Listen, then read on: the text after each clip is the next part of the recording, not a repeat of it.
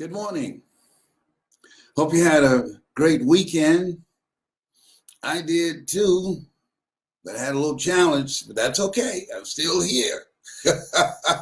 Got a message for you today. See, life was, sometimes it will snatch the rug out from under you and just slap you silly. I said, bam! There goes that vision. I mean, they have those fights and somebody get knocked silly and the referee say, how many fingers I got up in the air? Gosh, I think I see 12. Let me tell you. And so I want you to think about what you want. I got some big plans. I want to work with some people that are hungry. I want to work with some people that are serious. I want to work with some people that want to take their game to the next level, that want to learn from me. God has blessed me. I was born to motivate you, to bring out the greatness in you. You learn, you earn, you pass it on. And I'm looking for people who are open and receptive to what I can pass on to them. See, there are three types of people. They're winners, they're losers, and they're winners who've not discovered how to win. And they keep on knocking their head up against the wall. They keep on frustrating themselves. They keep on making the same mistakes over and over and over again. They are stuck.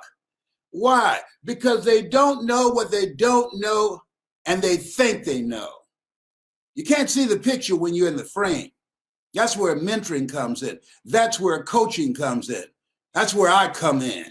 You think being here, accomplishing what I've accomplished, you think I might know a little something? That given my life experiences, given what I've overcome, those of you that have been listening to me since you were little kids, is it possible that I might know some things that you don't know that can help you? Don't join the masses. Do not go where the path may lead. Go where there's no path and leave a trail. Don't follow the masses. Okay, here. I want you to write this down. Get some help. Yeah, because you don't know what you don't know. The worst combination in the world that I think that I don't deal with is arrogance and ignorance. You see it in your children all the time. Well, they think they know, and they don't know. I remember my son, John Leslie, we had an argument, and he said, listen to me. I said, excuse me, how long you been on the planet? How old are you? He said, 15. You're 15. I'm several times older than that. Would you agree? Yes, sir. Is it possible that I might know some stuff that you don't know? You just got here 15 years ago. That can be helpful to you. There's a book called The Kabbalion. He said, the lips of the wise are sealed to the ears of the ignorant. See, there's some things that we know, some things that we try and prevent our kids from making the same mistakes that we did. And the louder we speak, the faster they run toward danger, toward their friends. Isn't that interesting? Have you ever given somebody some advice based upon your experience, your observation, and they got mad with you? They got upset with you because you didn't agree with the behavior that they were engaged in, where they were sabotaging themselves, where they were making short-term decisions that had long-term consequences.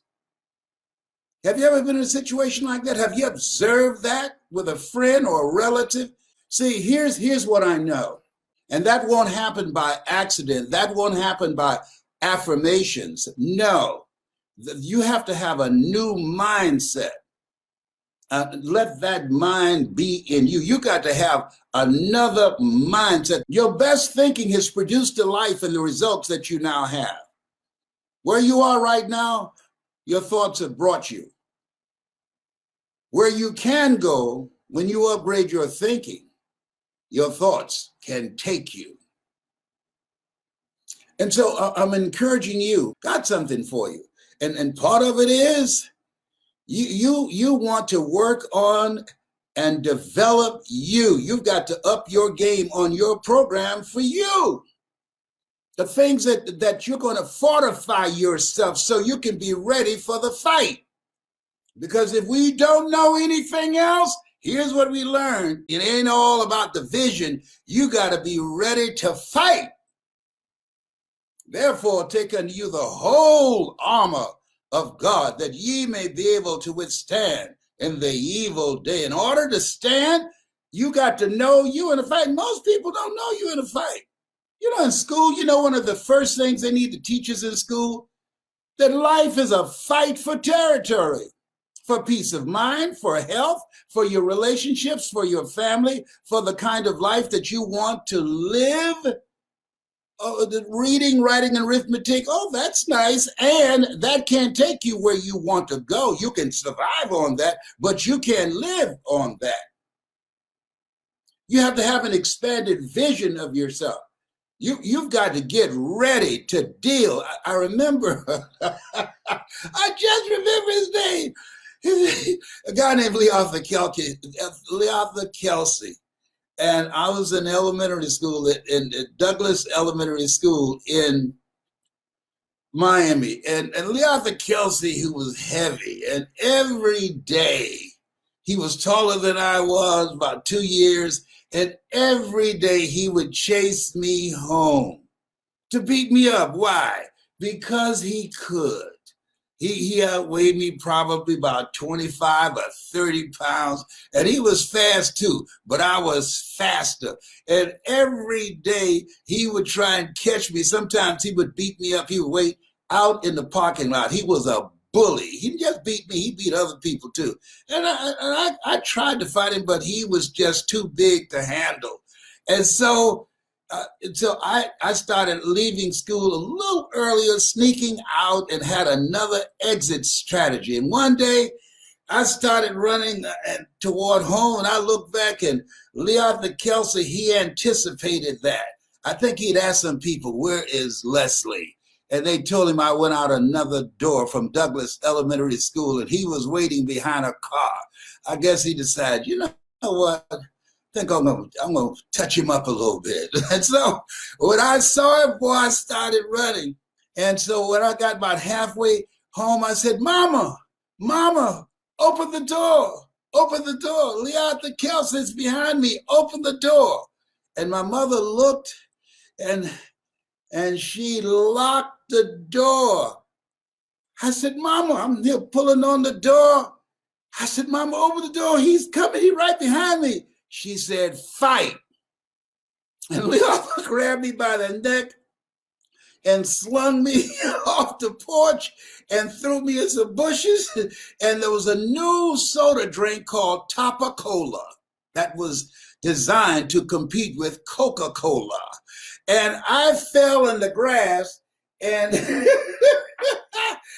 my head touched the Topa-Cola. And when I came up, see, when sometimes when life knocks you down, don't just lay there. Look around for something that you can come up with. I came up with a Topa-Cola, and I bust him in the head. Bam! He said, oh, my God. And then I hit him again. Bam! Let me tell you, he was shocked. He was startled because he wasn't accustomed to me fighting back. I thought it was cruel and mean that my mother would lock the door. She said, fight, fight. And boy, when the blood started coming down his face, he said, oh my God. And he went running, blood coming up both sides of his head. And I'm saying, holding that Topa-Cola bottle, that'll learn you.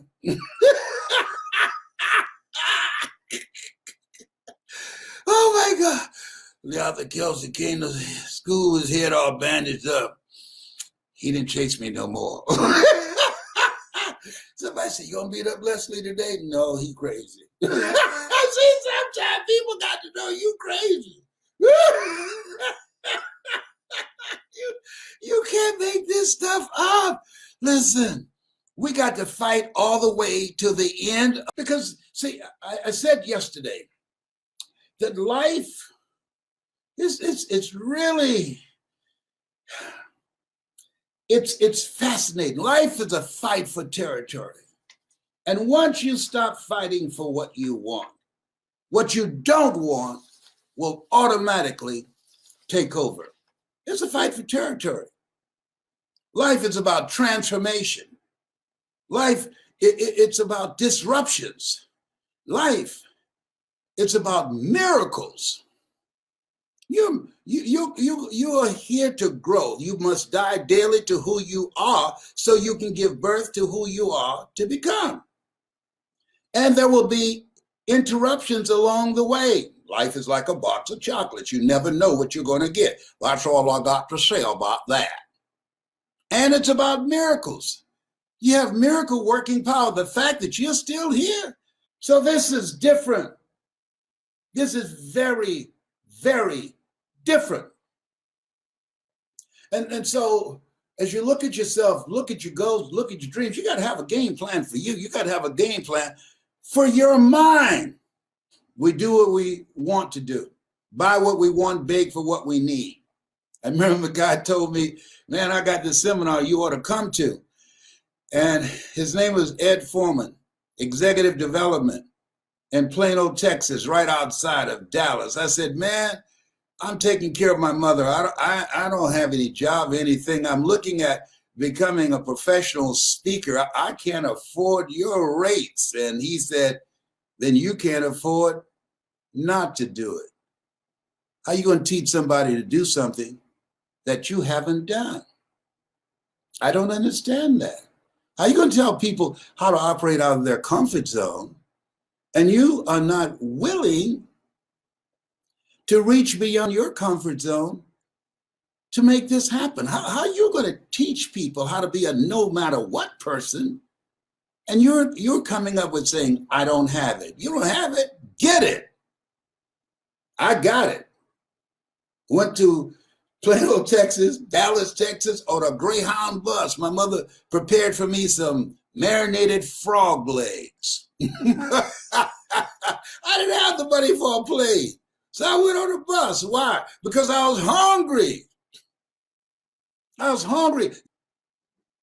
If you're hungry, if you're serious, if you mean to win, if your life has been interrupted, if you want to have a transformative impact on the results that you're producing in your life, if you want to rob the cemetery of your gifts, of your genius, of your leadership, of your talent, got to get a running start.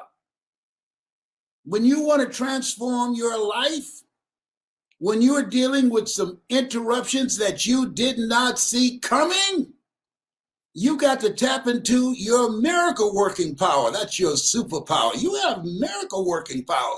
That's why the book of life says, eye has not seen, ear has not heard, nor has entered the heart of mankind what God has in store for you. When you are serious about taking your life to the next level to get it done, are you serious? Are you ready to get some stuff done that you didn't get done this year? And here's one of the main things I want you to do. Follow the protocol. Practice social distancing from people and the refrigerator. And I want to ask you a question. What's your strategy for being here? Being here is not a given. Last night I woke up around 3:05. I looked at the clock. I was sweating profusely. Listen to me. This might surprise you. Guess what? There's some other things that can take you out other than the coronavirus. I'm overcoming diabetes. I was sweating profusely and I heard this voice saying, get up slowly. I was sweating. And something said, check your blood sugar level. I checked it. It was 58. Whoa. Now, when it gets down to 40, you can go into a diabetic coma. It was 58. So now I knew why I was sweating so profusely. And I had not been tracking myself in terms of taking my medication, taking my insulin and what I eat. And so I laid back and I heard this voice said, you better get up. You better get up and get some sugar in your body somewhere. And my room is legal. There's nothing sweet in there but me. Oh, stop it, sugar daddy. Let me tell you something. So I staggered over to the steps and I took my time going down. First I said, John Leslie, John Leslie. And the voice said, he's gone. I got you now. You better get up. So I got up. I came downstairs and looking for something sweet that I can put in my mouth to bring my blood sugar level up. And diabetes said, you know what you're talking about, Corona. Don't disrespect me. Don't disrespect me, baby. I'm not to be played with. Trust me on this. I have a friend, he just woke up one morning with diabetes and he disrespected diabetes. He's blind out of nowhere. Don't look past me, baby. I'm not to be played with, sweetheart. And fortunately, I found some grapes in the refrigerator, but I was grabbing everything that I could, and I staggered to the couch, and I stayed there for a moment, and something said, don't go to sleep now. Oh, you didn't bring what you needed to check your blood sugar level again. I didn't have the presence of mind. There's some other things that can take you out other than the coronavirus, your blood pressure, heart disease, diabetes. It's horrible, it's cruel. And I passed out on the couch. And I woke up this morning, you know what I said? To God be the glory. Whew. To God be the glory. All things work together for good, for those who love God and who are called according to his purpose. How many of you ever had a close call and you knew that you're here not because of you? You knew. You just know it. You can't prove it. Ain't nothing you need to talk to anybody about. You don't need to go anywhere and buck dance and shout. No. You know in your heart of hearts that you are here because of God's grace and mercy. If anybody didn't tell you, I know why I'm here. It's very important to know that. And carry yourself accordingly. Therefore, take unto you the whole armor of God. Why do you need armor? Because you're in a fight. That's why. Now, I want to ask you a question. What's your strategy for being here? What's your health? And you got to keep it moving. You got to move. If you want to be here longer, studies indicate, here's something that's important. Your mindset, but part of the strategy is not only working on your mind, but working on your body. Why? Because you can't do anything. Your health is your wealth. So part of my health plan, I do things that make me happy. I'm not going to the gym. No. But at least I can dance for 30 or 45 minutes at home with something that I enjoy. Come on. No excuse is acceptable. I decided it's a fat boy move if I go through the day and don't dance. That's a fat boy move. That means that I'm committed more to being fat than being in shape. Until the pain of staying the same is greater than the pain of change, you will never change. This doesn't work for me. No, I'm too vain. No. Because I'm 75 don't mean I have to look 75 and act 75 like I got one foot on the banana peeling and the other one in the graveyard. No, I got to up my game to be here. And part of that is knowing that nothing tastes as good as health feels. Knowing what the Honorable Elijah Muhammad said. He said, eat to live, don't live to eat. No, no. So I'm making healthy choices. And I've created a drama-free zone around me. Don't bring no drama up in here because I'm not the one. I don't do drama. Create a drama-free zone for family members, for your children, for friends, your job, anybody that you know. Let them know, draw the line, put your foot down. I'm not the one. I'm not the one. Life has no duplicate. See, people have a propensity for drama, and you end up having a heart attack or a stroke and leaving here. No, you deserve the best that life has to offer. You're still here. You're still here. God has something in mind for you. Don't take that for granted. Don't you look past that. You woke up this morning. I woke up on the couch barefooted, no shirt on. You said, no, death coming for you, but he ain't gonna get you today. I got you. I got you back. But don't do this anymore. Don't make me work overtime. You start paying attention to your blood sugar level. Do you hear me? Yes, sir. Yes, Lord. Yes, Lord. Yes, I will. I will. See, we have to be consciously conscious, because if we don't, we'll go on automatic and do the things we've done in the past. If you want different results, here's something else. As you look at yourself, look at your goals and look at your dreams. It's very important. Right now, you got to do an assessment of your relationships. You earn within $2,000 to $3,000 of your closest friends. Dr. Dennis Gimpro said, and he was right.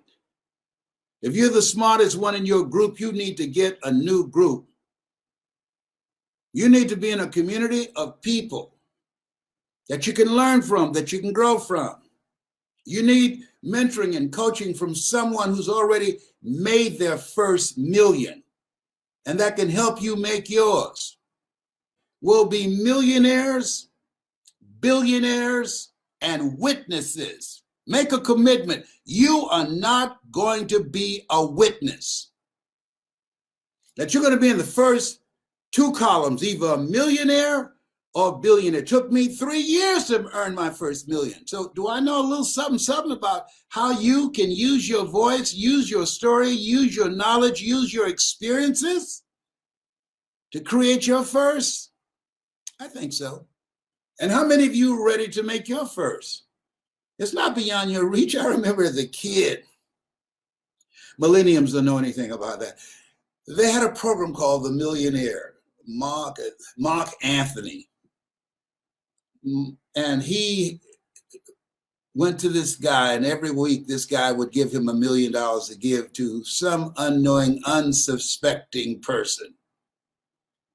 And every time that program would come on, The Millionaire, when it went off and somebody came to the house, knocked on the door, I'd jump up, I'd run to the door. My mama said, where you going? I said, I think that's the man with the $1 million check, mama. She said, boy, if you don't sit your behind down, if he had $1 million here in Overtown, that he'd have got it busted in the head by now. I was so caught up in that. I loved that program. I loved it. And I remember when I got into the speaking business, and Sue Burkhardt, I got to call Sue today, she is my secretary. And one day I heard her say, no, whoa, oh my God. And I was speaking in Detroit at the time. My office was in the Penobscot building. I was giving a speaking series called Choosing Your Future. And she said, this can't be real. And she came in my office and she said, look at this, Mr. Brown. And it was a check for $1 million with my name on it. She said, this can't be real. We Xeroxed a copy of it, and we went down and put it in the bank. And they didn't look at us crazy. And they checked, it's good. It's good. Yeah. So I looked at my cousin Boo. He since made his transition. I said, okay, I'd like to withdraw some money, please. So we took out around $5,000. Boo loved to cook, so he would get pots and pans, and I went to the bookstore to get some more books and cassette tapes. Millenniums don't know about that. And oh my goodness. I remember my son Calvin came home early. This is embarrassing. I'm bad. And so I picked him up and we checked into a hotel, got a suite, and the rest of the money out of the 5,000, we just counted out on the bed. Then I looked at Boo, he looked at me. He said, "You thinking what I'm thinking?" I said, "Yes." And we both jumped on the bed and started rolling in the money. Said, "We rolling in money." My son looked at us and said, "Y'all have gone crazy."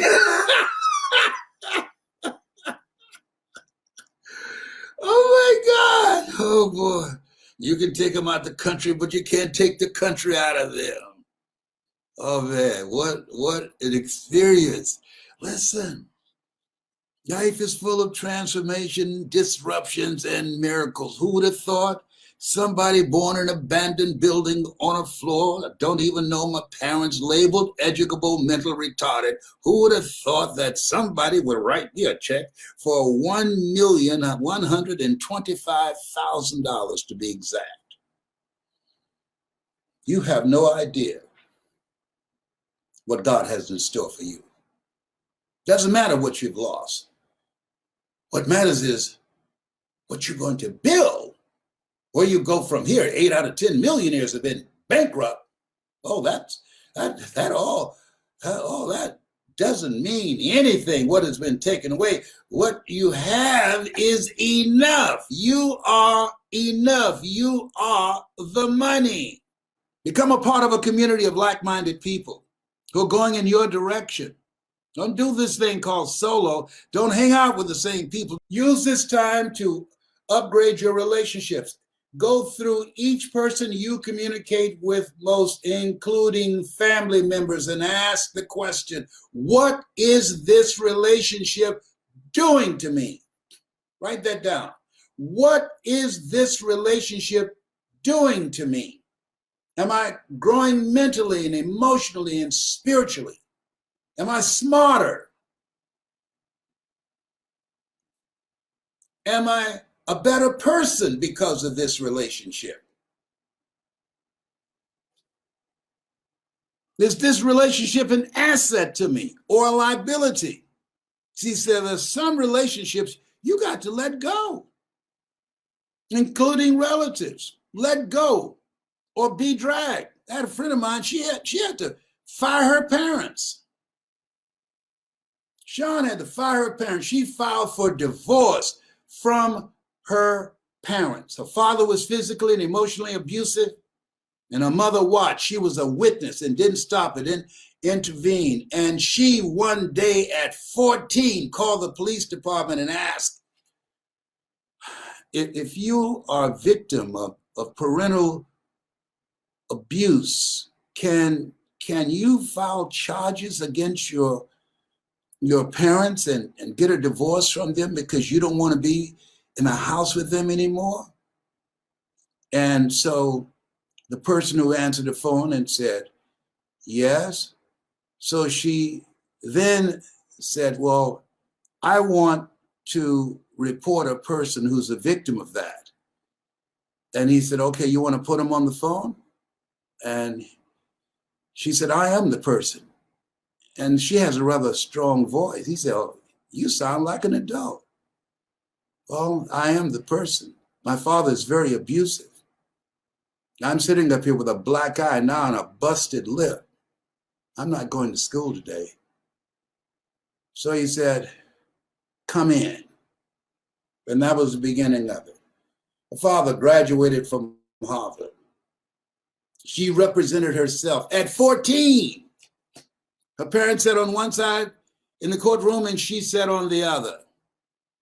And when she finished with him, when he got on the witness stand, when she finished with him, she's an attorney now, graduated from UCLA, is my personal attorney.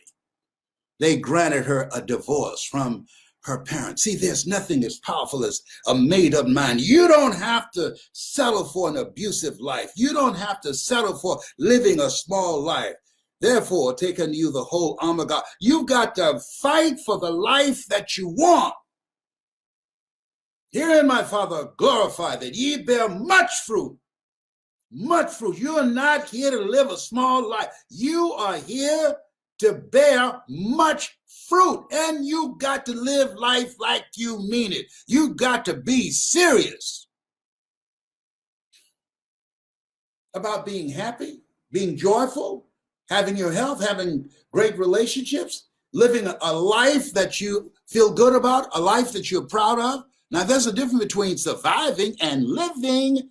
You think it's the same? If you believe there's a difference between living life on your terms or surviving with the life that has been given you, and this place where we are, this is not normal.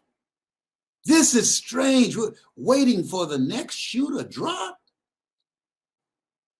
If you agree with me that life, your life matters, your dreams matter, your talents matter, and you must treat them like they matter. And you have to create a movement, and you are the movement. You've got to organize and have some collaborative, achievement-driven relationships that will help you get it done. And trust me on this, if you go through the internet, you'll see all kinds of people dancing to Master KG's song. You see the majority of the stuff that's out there?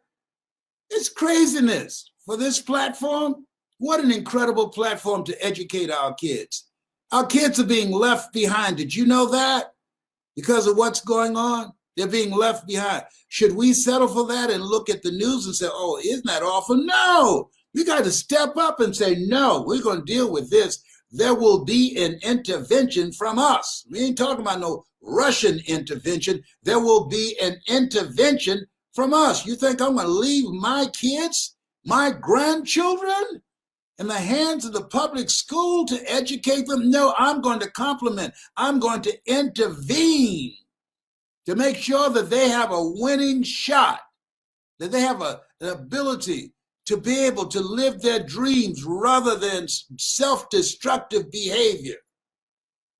I'm going to make sure they're mentally healthy by creating a healthy environment. I'm going to be intentional about that, being mindful of my mouth, what I say around them.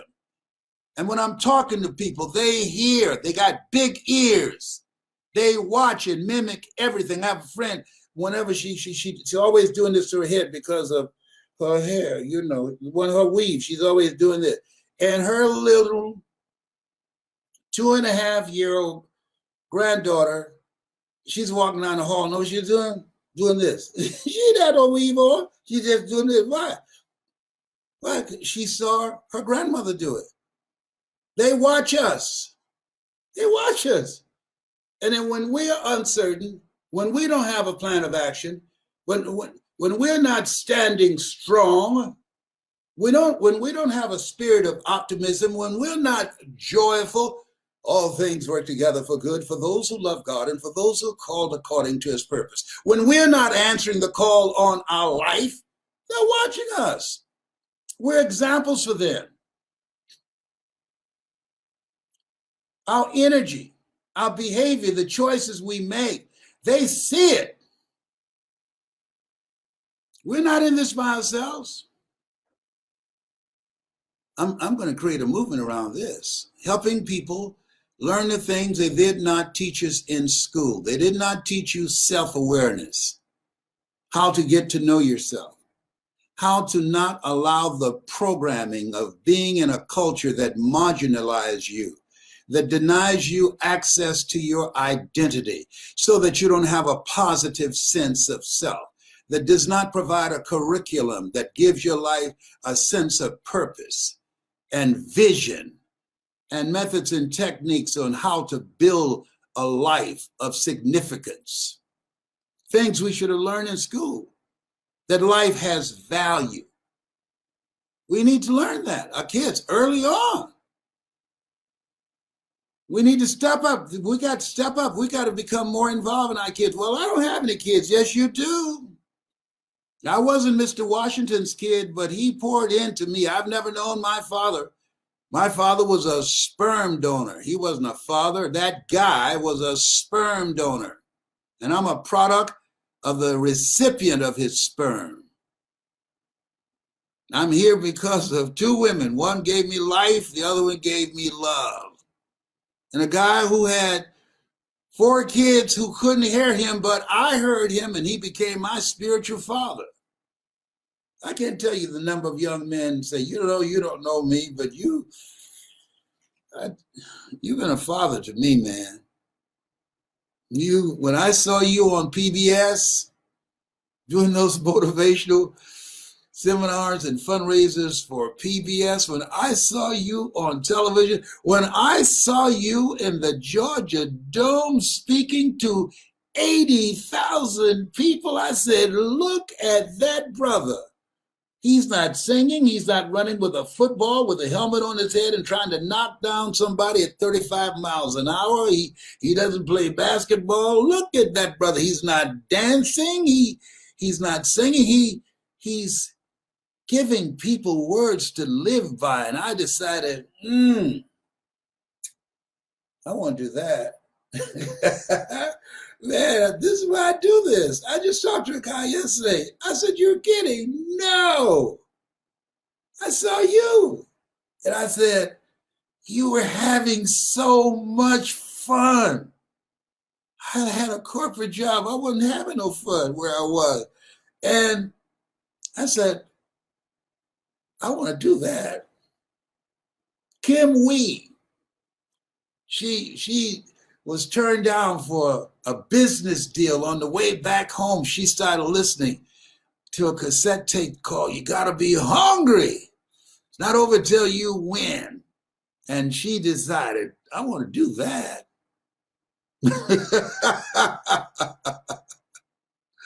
Stacy NC Grant, Dr. Stacy NC Grant. Listen, you can be an inspiration for other people. You can be an example for other people. Your life is not just your life. Answer the call. Think in terms of answering the call on your life that will create a job. Yeah, job is what you get paid for. A calling is what you're made for.